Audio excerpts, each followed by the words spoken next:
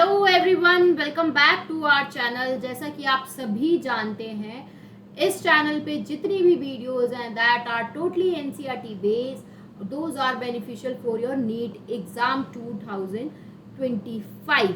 अगर हम NEET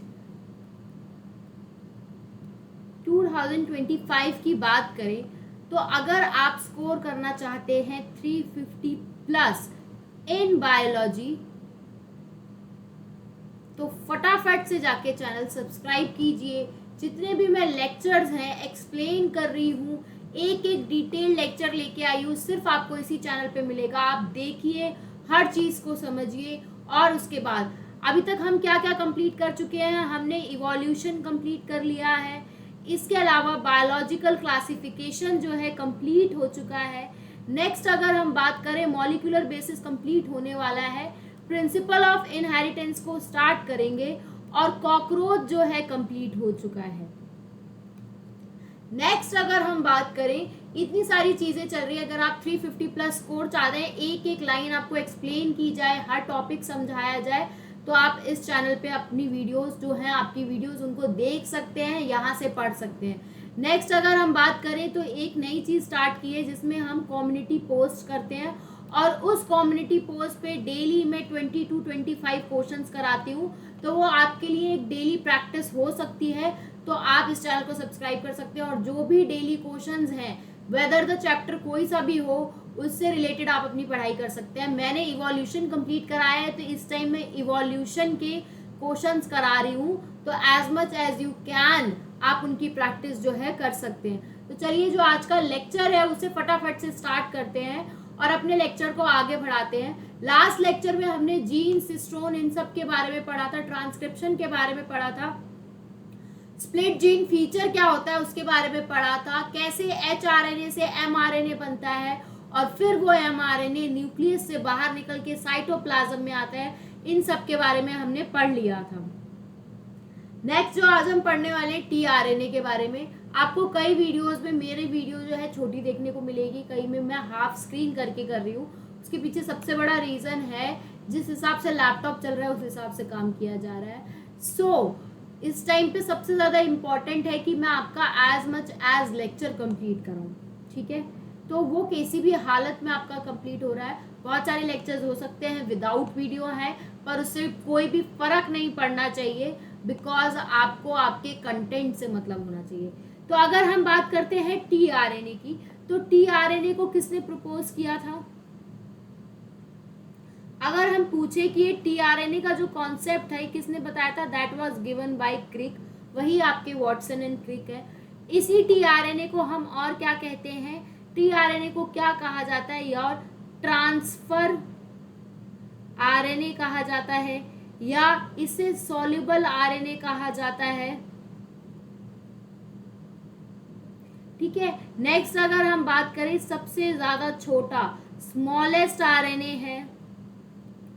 tRNA कितना प्रेजेंट होता है, that is 15% of total RNA, total cellular RNA, जितना भी आरएनए प्रेजेंट होता है। नेक्स्ट अगर हम बात करें तो इसे हम एडेप्टर भी कहते हैं, एडेप्टर आरएनए भी कहते हैं। एडेप्टर आरएनए का मतलब, अब जैसे कि जो आजकल चार्जर आ रहे हैं, तो आपको पता है कि कौन सा OnePlus का चार्जर है, कौन सा आईफोन का चार्जर है। ऐसे ही टीआरएनए को एडेप्टर आरएनए कहा जाता है कि किस पे कौन सा आके अटैच होगा, तो ये इसको पता होता है, इसीलिए इसे एडेप्टर कहते हैं। नेक्स्ट अगर हम बात करें एडेप्टर आरएनए का मतलब, एडेप्टर आरएनए की अगर हम बात करें तो इसका काम क्या होता है, ये न्यूक्लियोटाइड को रीड करेगा कि कैसा न्यूक्लियोटाइड है और उस हिसाब के अमाइनो एसिड को जो है कनेक्ट कर देगा। जिस तरीके से आपको एक एडेप्टर प्रेजेंट होता है चार्जर का, तो आपको पता होता है कि ये इसका एडेप्टर है तो उसमें ये वाली डाटा केबल लगेगी, या उसका एडेप्टर है तो वो वाली डाटा केबल लगेगी। तो एडेप्टर आरएनए का काम क्या होता है, पहला रीड करना, रीड न्यूक्लियोटाइड को पढ़ना, और उसके बाद उसके ही अमाइनो एसिड को कनेक्ट करना, and connect the amino acid, जो भी अमाइनो एसिड है उसको कनेक्ट करना। नेक्स्ट अगर हम बात करें तो ये जो आपका टीआरएनए का स्ट्रक्चर है, अगर हम बात कर रहे हैं इसके बाद हम आगे और चीज़ें देखते हैं। एडेप्टर आरएनए तक आपको क्लियर हो गया होगा। नेक्स्ट अगर हम बात करें ये टीआरएनए कहाँ सिंथेसाइज होता है, कहाँ पे बनता है, तो ये बनता है न्यूक्लियस में, सिंथेसाइज्ड इन न्यूक्लियस। जो न्यूक्लियस रीजन होता है वहां पर ये बनता है।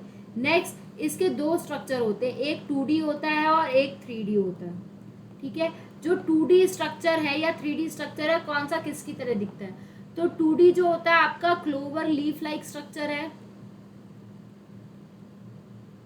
और वहीं अगर हम 3D स्ट्रक्चर की बात करें तो ये जो 3D स्ट्रक्चर है ये कैसा दिखता है, ये इन्वर्टेड एल की तरह दिखता है। नेक्स्ट अगर हम बात करें तो ये क्रिक ने कौन सा पॉस्टुलेट दिया था, क्रिक ने क्या कहा था, क्रिक ने क्या कहा था, क्रिक पॉस्टुलेटेड, उन्होंने क्या कहा था कि प्रेजेंस ऑफ, ठीक है, क्या कहा था, presence of adapter molecule, presence of adapter molecule,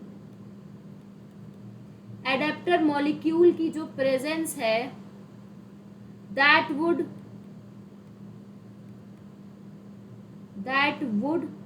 on one hand, एक तरफ क्या करेगी, एक तरफ करेगी रीड करेगी, एक तरफ क्या करेगी, रीड द कोड, एक तरफ से क्या करेगी, कोड को रीड करेगी और दूसरी तरफ से अमाइनो एसिड को अटैच करेगी। ठीक है, और दूसरी तरफ से क्या करेगी, एंड ऑन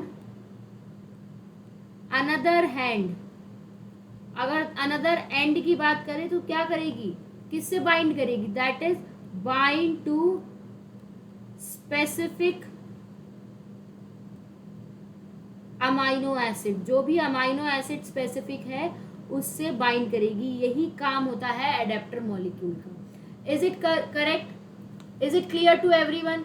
नेक्स्ट अगर हम बात करते हैं टीआरएनए की, आगे भी हम टीआरएनए के बारे में देखते हैं। तो जितने भी टीआरएनए होते हैं सबके पास सबका सेम बेसिक स्ट्रक्चर होता है। ठीक है,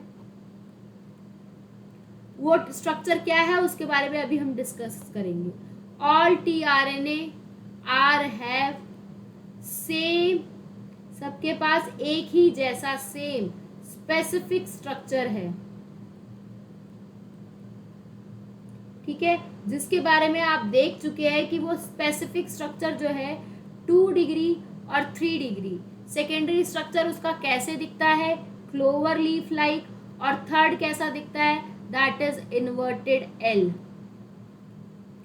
नेक्स्ट हम बात करें तो जितने भी टीआरएनए हैं वो सारे के सारे स्पेसिफिक होते हैं ईच अमाइनो एसिड के लिए। ठीक है, तो टीआरएनए जो होते हैं आर स्पेसिफिक, सबके अलग अलग होते हैं फॉर ईच अमाइनो एसिड, हर एक अमाइनो एसिड के लिए। कितने अमाइनो एसिड होते हैं टोटल 20 होते हैं अमाइनो एसिड। ठीक है, नेक्स्ट अगर हम बात करें जो कभी भी प्रोसेस स्टार्ट होता है तो उस टाइम पे जो इनिशिएशन होता है उसका भी टीआरएनए अलग होता है। ठीक है, दैट इज फॉर, अगर हम बात करते हैं इनिशिएशन, अगर हम बात करें इनिशिएशन की, तो इनिशिएशन के लिए भी जो टीआरएनए होता है देयर इज अनदर, उसके लिए भी एक स्पेसिफिक चाहिए होता है, there is another specific tRNA, एक स्पेसिफिक टीआरएनए चाहिए, स्पेसिफिक टीआरएनए जिसे हम क्या कहते हैं, जिसे हम कहते हैं इनिशिएटर टीआरएनए, क्योंकि वो इनिशिएट कर रहा है, वो भी एक अलग होता है। ठीक है, नेक्स्ट अगर हम कहें तो कोई भी टीआरएनए हमें किसके लिए नहीं चाहिए, नो टीआरएनए, नो टीआरएनए किसके लिए नहीं, फॉर स्टॉप कोडोन, मतलब आपके जितने भी स्टॉप कोडोन होते हैं उनके लिए हमें भी किसी भी टीआरएनए की जरूरत नहीं पड़ती। कौन कौन से होते हैं, यूएए, यूजीए और यूएजी। याद करने का तरीका, यूएए फिर जीए फिर एजी। इज इट क्लियर, यूएए फिर जीए फिर एजी। ठीक है, तो दे आर स्टॉप कोडोन, और इन तीनों के लिए कोई भी टीआरएनए नहीं होता है, there is no tRNA for stop codon. ठीक है, let's see the structure.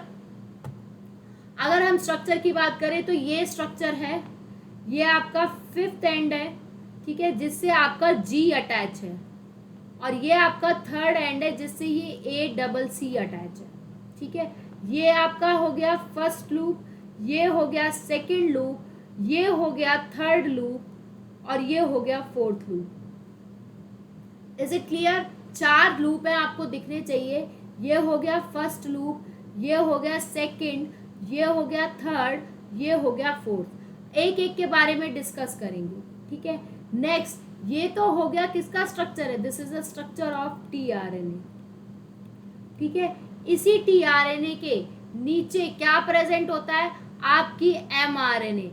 mRNA कौन सी डायरेक्शन में सिंथेसाइज हुई है, आपने टेम्पलेट लिया था 3 to 5, तो mRNA कौन सा बना होगा, 5' to 3'।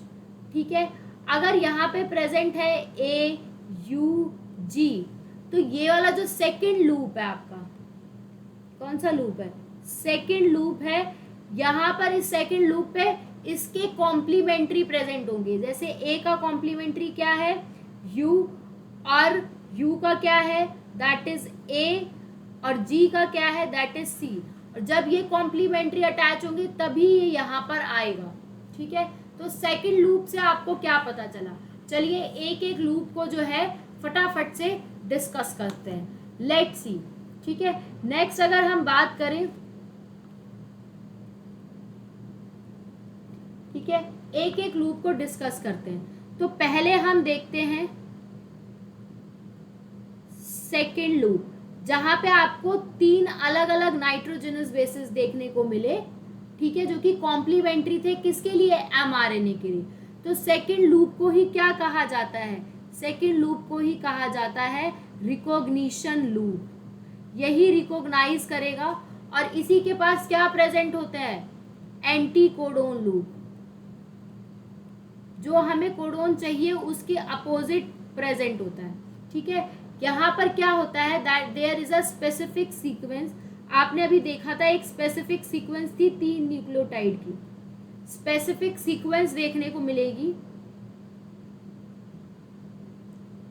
स्पेसिफिक सीक्वेंस ऑफ कितने न्यूक्लियोटाइड की, दैट इज 3 न्यूक्लियोटाइड की देखने को मिलेगी। स्पेसिफिक सीक्वेंस ऑफ 3 न्यूक्लियोटाइड, जिसे हम क्या कहेंगे, anti codon, called anti codon, जो कि कहाँ होगी, प्रेजेंट होगी लूप के एंड पे, that is present on the end of loop. कहाँ प्रेजेंट होगी, एंड ऑफ लूप के। Is it clear? Next, tRNA का काम क्या है, tRNA का काम है mRNA की वो जगह ढूंढना जहां पर ये जो सेकंड लूप के 3 न्यूक्लियोटाइड है ये उसके कॉम्प्लीमेंट्री हो। मतलब क्या होगा, tRNA क्या करेगा, रिकॉग्नाइज द प्लेस, वो जगह ढूंढना, रिकॉग्नाइज द प्लेस, कहाँ ढूंढना, ऑन mRNA, जो mRNA बना है उस पे ढूंढना है उसे, with the help of anti codon, किसकी हेल्प से, जो एंटी कोडोन प्रेजेंट है उनकी हेल्प से, with the help of anti codon. ठीक है, ये एंटी कोडोन का काम क्या है, ये एंटी कोडोन क्या करेंगे, ये एंटी कोडोन जो है वो रिकॉग्नाइज करेंगे कॉम्प्लीमेंट्री, ये क्या रिकॉग्नाइज करेंगे, कॉम्प्लीमेंट्री सीक्वेंस। मतलब जो एंटी कोडोन में दे रखा है उसका उल्टा सीक्वेंस देखेंगे, कहाँ पे, ऑन mRNA पे। कहाँ देखेंगे, mRNA पे देखेंगे। ठीक है, अब जैसे सपोज ये mRNA था, ये एंटी कोडोन लूप है, कौन सा लूप है ये, anti codon loop.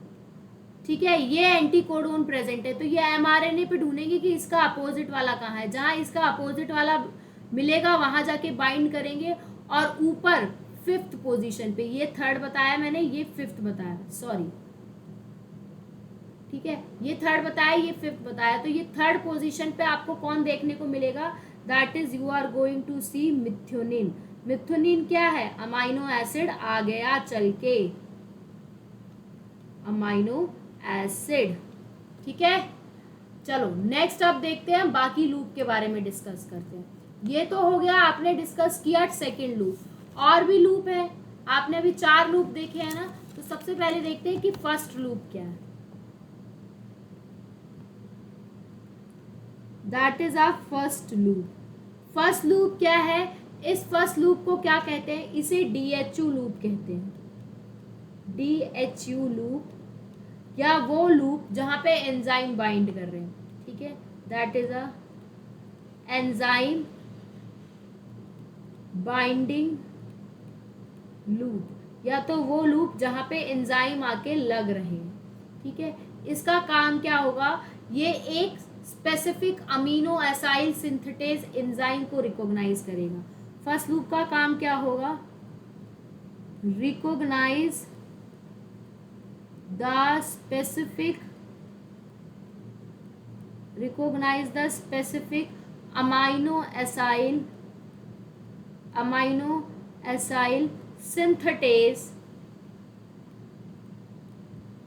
Synthetase enzyme.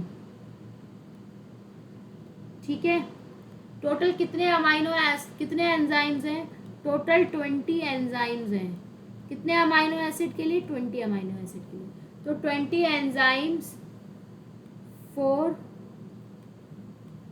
20 amino acid.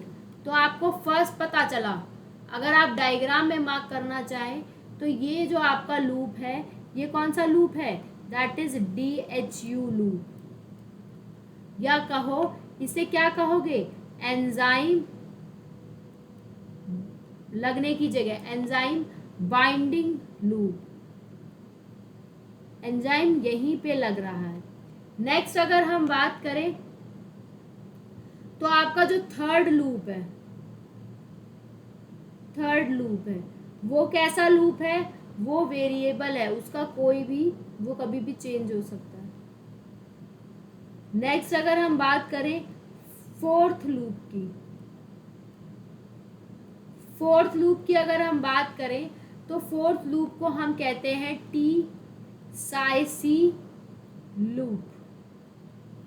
ठीक है, इसे हम क्या कहते हैं, that is also a attachment loop.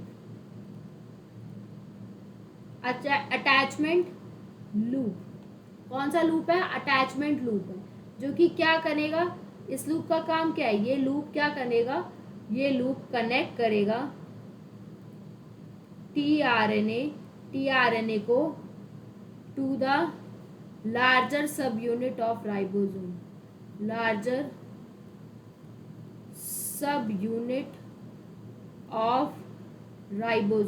Ribosome की सबसे बड़ी यूनिट आके लगेगी। अगर प्रोकैरियोट है तो कौन सी लगेगी, 50S, और अगर यूकैरियोट है तो कौन सी लगेगी, that is 60S। Is it clear to everyone.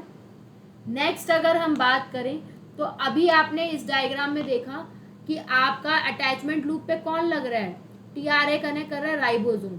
ठीक है, ये आपका जो लूप है ये वाला, ये हो गया आपका वेरिएबल, और यहाँ पे कौन लगेगा, यहाँ पे किसकी अटैचमेंट होगी, दैट इज राइबोसोम की बड़ी वाली यूनिट, राइबोसोम की लार्जर यूनिट। ये आपकी थर्ड पोजीशन, ये फिफ्थ। थर्ड एंड पे आपको क्या दिख मिलेगा,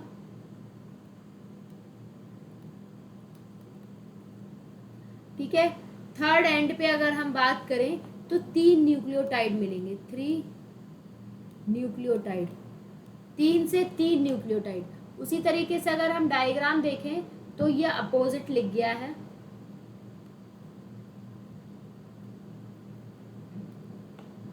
ये फिफ्थ एंड है, ये थर्ड एंड है, यहाँ पे लगेगा मेथियोनिन। ठीक है, न्यूक्लियोटाइड। और अगर वही हम बात करते हैं फिफ्थ एंड की, तो फिफ्थ एंड पे कौन प्रेजेंट है, गुआनीन प्रेजेंट है। कौन प्रेजेंट है, गुआनीन प्रेजेंट है। नेक्स्ट अगर हम बात करें थर्ड एंड की, तो उसी को क्या कहते हैं, नोन एज एक्सेप्टर एंड। कौन सा एंड, एक्सेप्टर एंड, ठीक है। इसी थर्ड एंड पे जहां पे 3 न्यूक्लियोटाइड है, कौन आके लगेगा, that is amino acid, accept the amino acid. एक तरफ एंजाइम लग रहा है, एक तरफ राइबोसोम लग रहा है, एक तरफ एमआरएनए लग रहा है, और यहाँ पे लगेगा वो amino acid at acceptor end, जो कि हमें मिलेगा at acceptor end. Is it clear? Next हम बात करते हैं, now we are going to discuss about what is genetic code. तो ये जेनेटिक कोड की जो टर्म थी, टर्म गिवन बाय, किसने दी थी, जॉर्ज गैमो ने, दैट इज जॉर्ज गैमो, ठीक है, जो कि क्या थे, एक फिजिसिस्ट थे। क्या थे, फिजिसिस्ट थे, ठीक है। ये थ्योरी जो जेनेटिक कोड है, ये किसने डिस्कवर किया था, that was discovered by, genetic code की डिस्कवरी किसने की थी, दैट वाज नैरिंगबर्ग, ठीक है, नैरिंगबर्ग, मैथेई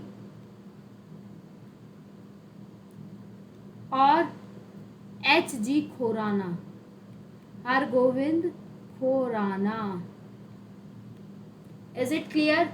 अब आपने रेप्लिकेशन और ट्रांसक्रिप्शन में क्या पढ़ा है, रेप्लिकेशन और ट्रांसक्रिप्शन में पढ़ा है कि न्यूक्लिक एसिड की ही कॉपी हो रही है, ठीक है, क्योंकि कॉम्प्लीमेंट्री बेस पेयरिंग है। पर जब ट्रांसलेशन कराते हैं, ठीक है, क्या पढ़ा है, इन रेप्लिकेशन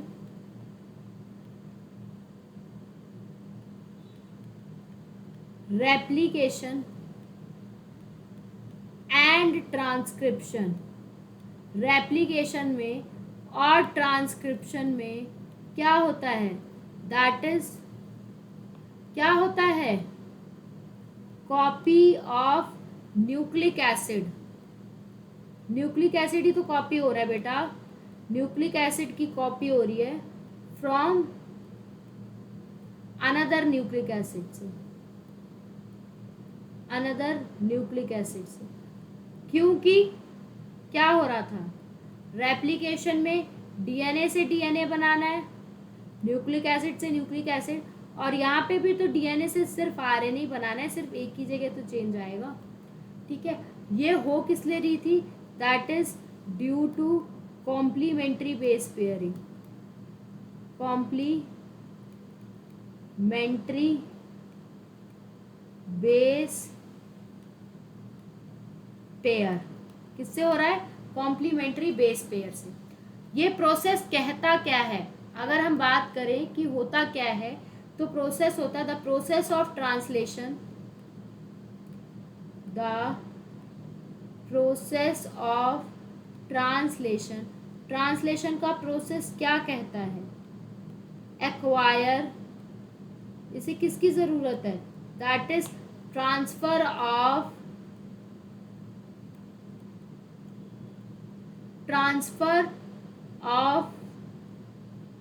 किसका, जेनेटिक मटेरियल, जेनेटिक इंफॉर्मेशन जो भी आपकी जेनेटिक इंफॉर्मेशन है वो ट्रांसफर हो रही है,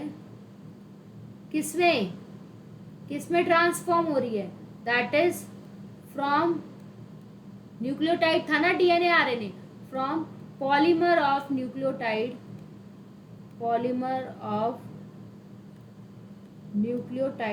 न्यूक्लियोटाइड के बहुत सारे पॉलीमर्स को ही तो न्यूक्लियोटाइड कहते हैं, न्यूक्लियोटाइड, और क्या बनाएगा, to synthesize polymer of amino acid. Actually अब हमें प्रोटीन बनाना है ना, उसी के regarding, polymer of amino acid. So let's see हम क्या कह रहे थे, the process of translation. Translation का वो प्रोसेस है जिसमें हमें जेनेटिक इंफॉर्मेशन को ट्रांसफर करना है फ्रॉम पॉलीमर ऑफ न्यूक्लियोटाइड से टू सिंथेसाइज करना है पॉलीमर ऑफ अमाइनो एसिड। मतलब ये आपका डीएनए है, ये डीएनए कन्वर्ट हो रहा है आरएनए में और आरएनए से जा रहा है प्रोटीन में। ठीक है, तो डीएनए और आरएनए दोनों के दोनों क्या है, दे बोथ आर न्यूक्लियोटाइड। ठीक है, न्यूक्लियोटाइड से किस में कन्वर्ट होना है इन्हें, न्यूक्लियोटाइड से इन्हें अमाइनो एसिड का पॉलीमर बनाना है। और अमाइनो एसिड के पॉलीमर को क्या कहते हैं, अमाइनो एसिड के पॉलीमर को प्रोटीन कहते हैं। दो अमाइनो एसिड के बीच का जो बॉन्ड होता है उसे कहते हैं पेप्टाइड बॉन्ड। क्या कहते हैं, पेप्टाइड बॉन्ड। नेक्स्ट अगर हम बात करें, इसके बाद और क्या बात की थी, तो जो रिलेशनशिप बिटवीन, इसको जब हमें लिखना होगा, ये सारी चीजें एनसीईआरटी में गिवन है। द रिलेशनशिप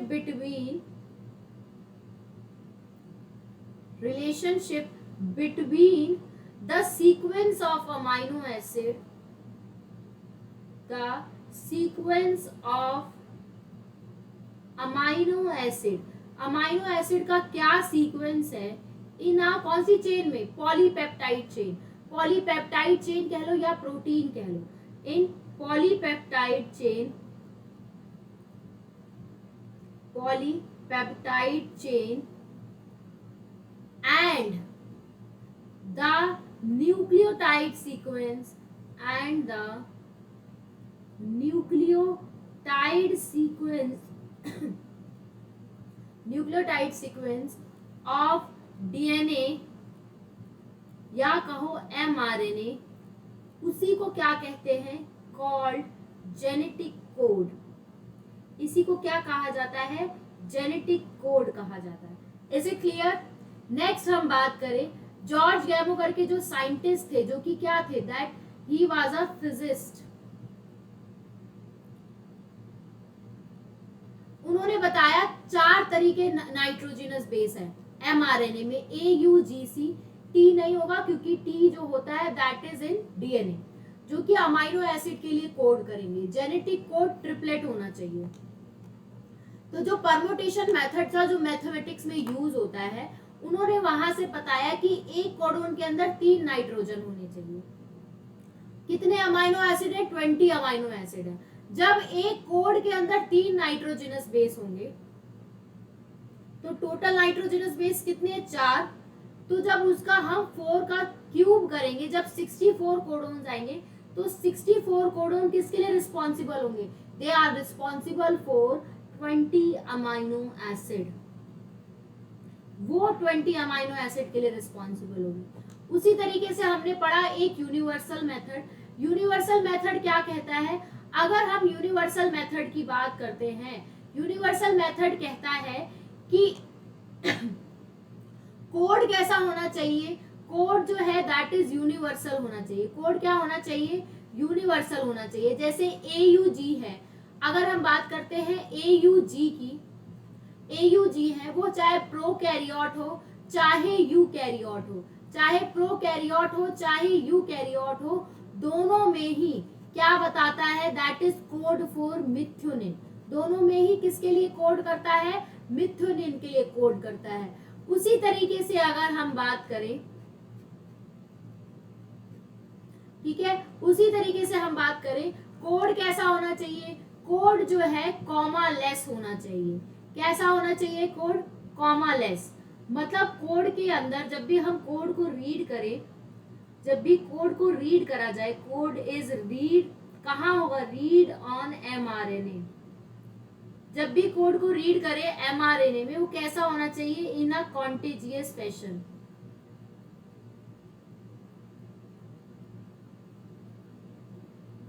कैसा होना चाहिए, कॉन्टेजियस फैशन में होना चाहिए। उसमें कोई भी पंचुएशन नहीं होनी चाहिए, देयर इज नो पंचुएशन, कोई भी पंचुएशन नहीं होनी चाहिए। ठीक है, नो पंचुएशन और नो कॉमा। ठीक है, नेक्स्ट हम बताते हैं डीजेनरेसी। कोड कैसा होना चाहिए? डीजेनरेट होना चाहिए।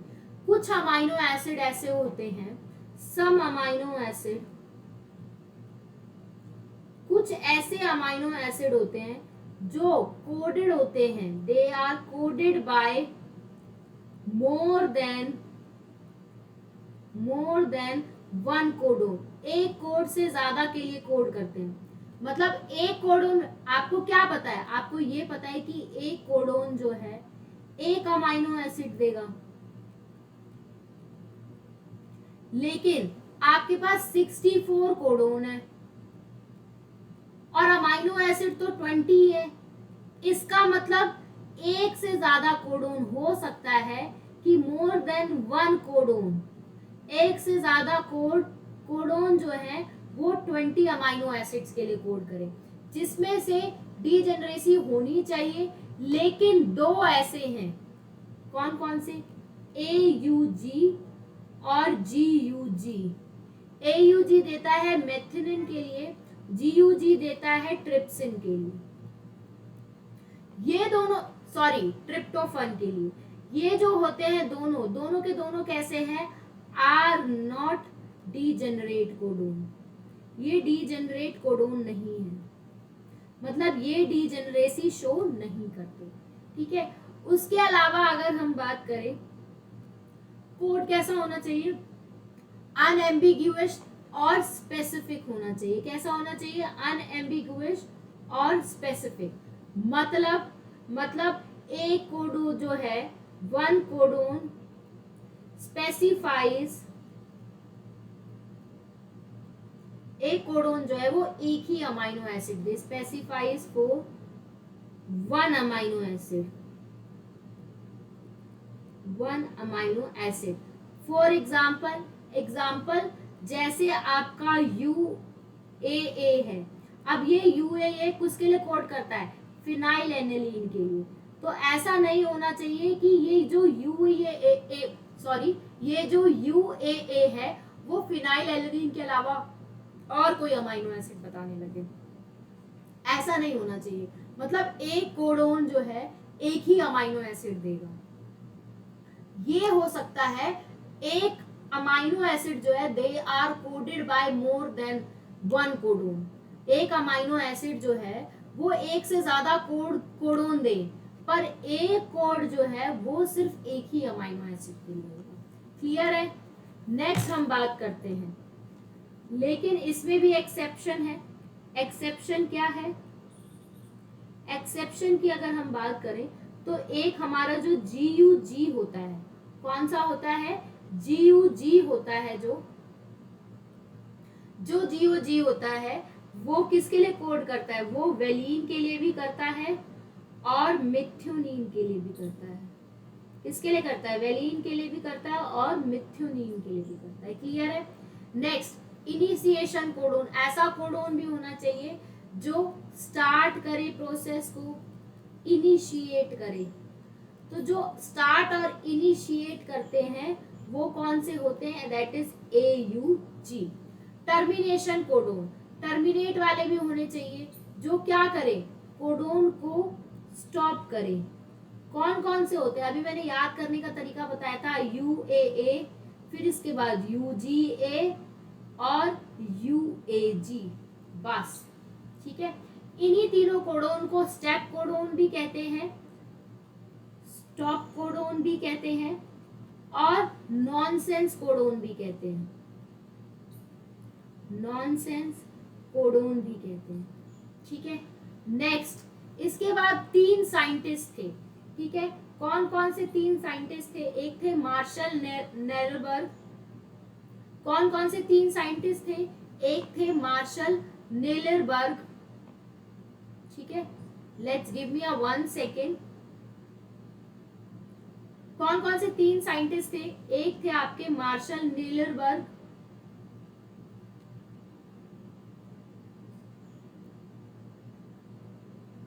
मार्शल, ठीक है, नेरिंगबर्ग। उसके अलावा एक थे J. हेनरिच मैथेई, और एक थे आपके HG हरगोविंद खुराना। इन्होंने क्या बताया था? तो ये जो आपके दो साइंटिस्ट थे, मार्शल नेरेलबर्ग की अगर हम बात करें, दैट इज नेरेंबर्ग, और मैथेई की अगर हम बात करें, तो इनका क्या कहना था? इन्होंने एक पॉली यू आरएनए की सिंथेसाइज करी थी। क्या करी थी? That is synthesis of poly U RNA chain. एक यू आरएनए चेन बनाई थी, ठीक है। इसी के आगे फ्लो चार्ट कंप्लीट है। नेक्स्ट देखो कैसी चेन बनाई है, पॉली यू की, ऐसे करके, ठीक है। नेक्स्ट, और उन्होंने क्या कहा था? ये कहा था कि ये सारे के सारे डेसिफर्ड कर रहे थे, डेसिफर्ड द कोड। जब इन्होंने इस कोड को डेसिफर किया तो बाय ट्रांसलेशन आपको पता चला, बाय ट्रांसलेशन जब आपने इन्हें ट्रांसलेट करा, क्योंकि ये एक आरएनए चेन बनाए थे, poly U RNA chain, translate किया तो they all are giving polyphenylalanine, polyphenylalanine. इसी मेथड को केमिकली प्रूव किसने किया था? दैट इज केमिकल मेथड किसने दिया था? By HG Khorana. इन्होंने क्या बताया था? इनकी अगर हम बात करें तो इन्होंने क्या बताया था? इन्होंने बताया था, इन्होंने भी सिंथेसाइज्ड किया था, synthesized RNA molecule, RNA molecules को सिंथेसाइज किया था इन विट्रो, बाहर की तरफ, ठीक है, विद एक डेफिनेट सीक्वेंस के साथ, एक डेफिनेट सीक्वेंस और डिफाइंड कॉम्बिनेशन के साथ। और उस कॉम्बिनेशन में क्या क्या प्रेजेंट थे? होमोपॉलीमर भी थे और कोपॉलीमर भी थे। होमोपॉलीमर एक जैसे न्यूक्लियोटाइड, और कोपॉलीमर मतलब अलग अलग न्यूक्लियोटाइड, ठीक है। नेक्स्ट, जब इन्होंने ये सिंथेसिस करी तो इनको एक एंजाइम की हेल्प से, जो कि एंजाइम है सेवेरो ओकाआ एंजाइम, जो कि क्या है? That is your polynucleotide phosphorylase, polynucleotide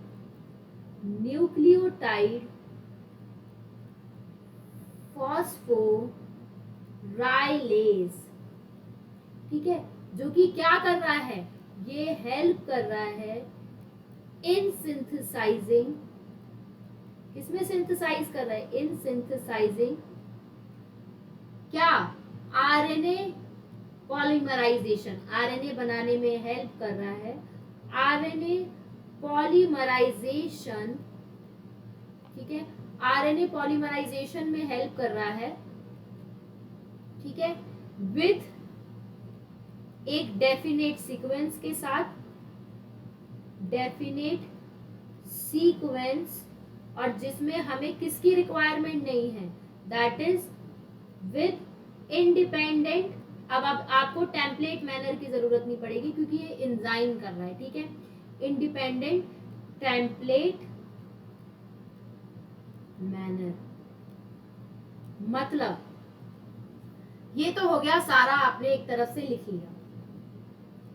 अब लेट्स सी, आपने क्या देखा? तीन साइंटिस्ट थे, मार्शल नेरेलबर्ग, जे हेनरिच मैथेई और HG खुराना। तो जो नेरेलबर्ग और मैथेई थे, उन्होंने एक यूआरएनए चेन की सिंथेसिस करी।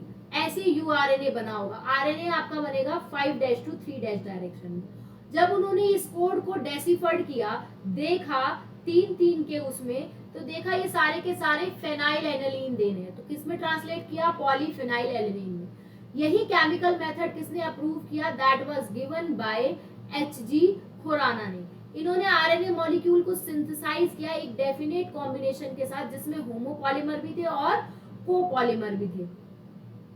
और क्या बोला, that they are a Severo Ochoa enzymes, जो कि किसके लिए है, कौन सा एंजाइम है, पॉलीन्यूक्लियोटाइड फोस्फोराइलेज, जो कि क्या कराएगा, आरएनए का पॉलीमराइजेशन कराएगा एक अच्छे डेफिनेट सीक्वेंस में, जिसमें आपको कोई भी टेम्पलेट मैनर की जरूरत नहीं पड़ेगी। So this is about genetic code, जो कि आपकी एनसीईआरटी में दिया हुआ है। अब आपकी एनसीईआरटी में थोड़ा सा म्यूटेशन के बारे में भी दिया हुआ है। सो म्यूटेशन का ये जो वर्ड है, ये किसने दिया था, that word was given by Hugo de Vries. Hugo de Vries ने दिया था। इन्होंने एक्सपेरिमेंट किस पे किया था, that is on evening primrose, जिसका साइंटिफिक नेम है ओएंथारा लैमार्कियाना। ठीक है। नेक्स्ट, म्यूटेशन का मतलब क्या होता है, म्यूटेशन का क्या मतलब होता है, अगर हम बात करें म्यूटेशन का क्या मतलब होता है, म्यूटेशन का मतलब होता है दैट इज चेंज या alteration in a DNA sequence. DNA sequence में कोई भी चेंज या ऑल्टरेशन हुई, जिसकी वजह से ऑर्गेनिज्म का फिनोटाइप, बाहर का देखने का appearance, as well as genotype क्या हो जाए, चेंज हो जाए, उसी को कहते हैं म्यूटेशन।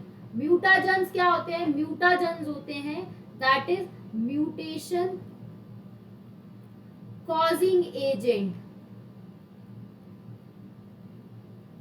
ठीक है, ऐसे एजेंट जिनसे म्यूटेशन हो रही है, तो आपके हैं गामा रेज और एक्स रेज। ठीक है, इनसे क्या होती है, इनसे म्यूटेशन जो है होती है। ठीक है, गामा रेज और एक्स रेज नहीं, एक्स रेज नहीं बेटा, it's a UV rays, X rays और यूवी रेज। क्लियर है। नेक्स्ट, म्यूटेशन दो तरीके की हो सकती है। क्या पता चेंज आपका हेरिटेबल हो, अगर आपके अंदर चेंज आया तो बच्चों के अंदर चला जाए, आपके अंदर चेंज आया तो बच्चों के अंदर ना जाए। तो हेरिटेबल कब होगा, जब वो चेंज कहाँ अकर हो, अकर इन जर्मिनल आपकी जर्मिनल सेल में हो। और नॉन हेरिटेबल कब होगा, जब वो चेंज कहाँ हो, अकर इन सोमैटिक सेल्स। अगर सोमैटिक सेल में होगा तो वो जाएगा ही नहीं, जर्मिनल सेल में होगा तो वो प्रोजेनी में जा सकता है। नेक्स्ट, अगर हम बात करें, तीन तरीके के म्यूटेशन होते हैं, जीन म्यूटेशन, जीनोमैटिक और क्रोमोसोमल एब्रेशन। ये सब अभी प्रिंसिपल ऑफ इनहेरिटेंस में पढ़ेंगे, लेकिन थोड़ा बहुत लिटिल बिट आइडिया ले लेते हैं। जीन म्यूटेशन, जिसमें बेस पेयर में चेंज हो जाए in a gene, change in a single base pair, single base pair. Genomatic क्या होता है, that is change in set of chromosome. Chromosomal aberration क्या होता है, स्ट्रक्चर में चेंज आ जाए, स्ट्रक्चर में क्या आ जाए, चेंज, किसके स्ट्रक्चर में, इन क्रोमोसोम। नेक्स्ट हम बात करें, जीनोमैटिक में क्या होता है, यूप्लॉइडी और एनीप्लॉइडी। यूप्लॉइडी मतलब पूरा का पूरा होल सेट चेंज हो जाए। ठीक है, एनीप्लॉइडी क्या होता है, that is number of chromosome, या तो एक आधा chromosome, number of chromosome add हो या डिलीट हो। जैसे कि होल सेट चेंज मतलब 2n के साथ कुछ n नंबर जुड़ जाए, और यहाँ पे 2n के साथ +1 हो जाए या 2n के साथ -1 हो जाए। क्लियर है। यूप्लॉइडी की बात करें तो मोनोप्लॉइडी मतलब सिंगल सेट आया है, सिंगल सेट ऑफ क्रोमोसोम, पूरा सेट, सिंगल सेट। डायप्लॉइडी में 2 सेट ऑफ क्रोमोसोम, और पॉलीप्लॉइडी में क्या है, more than 2 set of chromosome, 2 से ज्यादा है बेटा, more than of 2 set of chromosome, 2 set of chromosome. कहाँ देखने को मिलता है ये, दैट इज अकर इन, कहाँ देखने को मिलता है, कहाँ देखने को मिलेगा, that is seen in plants, plants में देखने को मिलेगा। नेक्स्ट अगर हम बात करें और हम देखते हैं, जैसे फॉर एग्जांपल वीट की बात करें जो कि आपका हेक्साप्लॉइड होता है।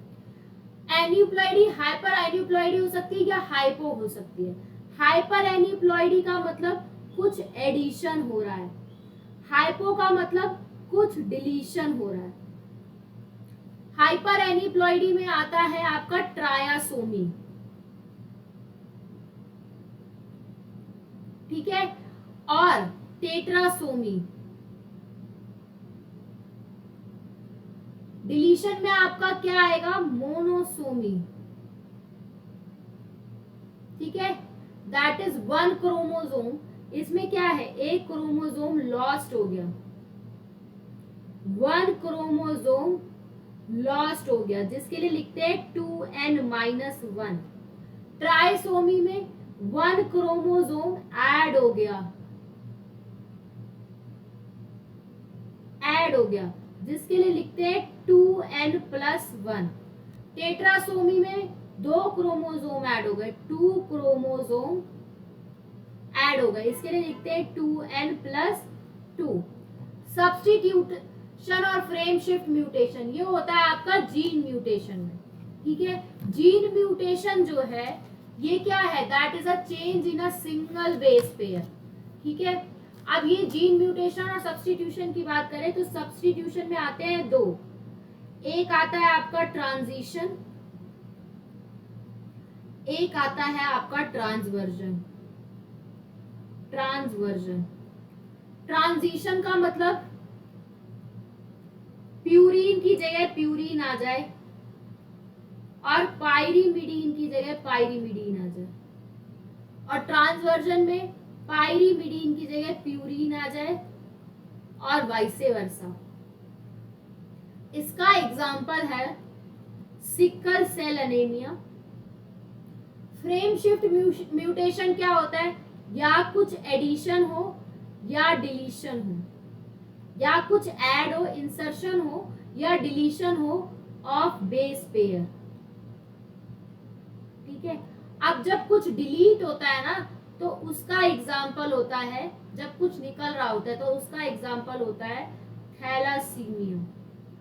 मैंने आपको यहाँ पे लिटिल बिट थोड़ा आइडिया दे दिया है, बाकी जो है हम इसके बारे में principle of inheritance and variation में डिटेल में पढ़ेंगे। वैसे मोस्टली मैंने जितनी चीजें हो सकती थी यहाँ कवर करा दी, ट्राइसोमी, टेट्रासोमी, नलीसोमी, मोनोसोमी, ठीक है, ताकि आपको म्यूटेशन के बारे में जो है थोड़ा बहुत जो है आइडिया लग जाए। नेक्स्ट अगर हम बात करें तो एक आपके साइंटिस्ट थे बीडल एंड टेटम करके, कौन थे, बीडल और टेटम करके, ठीक है, जिन्होंने जानबूझ के क्या कराई थी, म्यूटेशन इंड्यूस कराई थी, इंड्यूस कराई थी म्यूटेशन। कहाँ इंड्यूस कराई थी, दैट इज इन न्यूरोस्पोरा। किसमें, न्यूरोस्पोरा में। न्यूरोस्पोरा क्या होता है, ड्रोसोफिला ऑफ प्लांट किंगडम। किसकी वजह से, with the help of X ray and UV rays की वजह से। यूवी रेज कैसी रेज होती हैं, that they are non ionising radiation. बेटा एक एक चीज इंपॉर्टेंट है, मैं सब करा रही हूँ, जितना हो सकता है बेसिक से बेसिस एक चीज ये कवर करा रही हूँ। ये बीडल और टेटम जो थे ये कराया क्यों मैंने, क्योंकि इस पे एक क्वेश्चन आया है, जिन्होंने एक कॉन्सेप्ट दिया था, दैट इज 1 एंजाइम। कौन सा कॉन्सेप्ट था, 1 एंजाइम 1 जीन कॉन्सेप्ट। एक एंजाइम और उसका 1 gene concept, that was given by Beadle and Tatum. उसी तरीके से जो MS स्वामीनाथन थे, उन्होंने भी जानबूझ के म्यूटेशन कराई थी वीट के अंदर, ठीक है। तो हमें वीट की कुछ अच्छी अच्छी वेराइटीज जो है देखने को मिली थी। Is it clear? Is it clear to everyone? So this is about mutation, genetic code, tRNA. In the next video, we are going to discuss about what do you mean by translation. Translation करेंगे और आपका DNA fingerprinting करेंगे, और ये जो chapter है that is going to be completed. Thank you so much everyone. फटाफट से जाइए कम्युनिटी पोस्ट पे, अगर कोई क्वेश्चंस पड़े जिन्हें आप करना चाहते हैं तो आप उन क्वेश्चंस की प्रैक्टिस कर सकते हैं। इस हफ्ते फ्रॉम 1 से लेके 10 अगस्त तक मैं इवोल्यूशन करा रही हूँ, इवोल्यूशन के ही उसमें क्वेश्चंस पढ़ेंगे। उसके अलावा मैं आपको अपडेट करती रहूंगी। प्लीज जाइए, सारी मेहनत आप लोगों के लिए हो रही है। As much as you can practise, आपका उतना अच्छा स्कोर होगा। And this content is totally NCERT based, आप लोगों के लिए सफिशिएंट कंटेंट है नीट 2025 के लिए। सो आप इससे अपनी प्रिपरेशन कर सकते हैं। Thank you so much everyone, see you in the next video. Have a nice day all of you.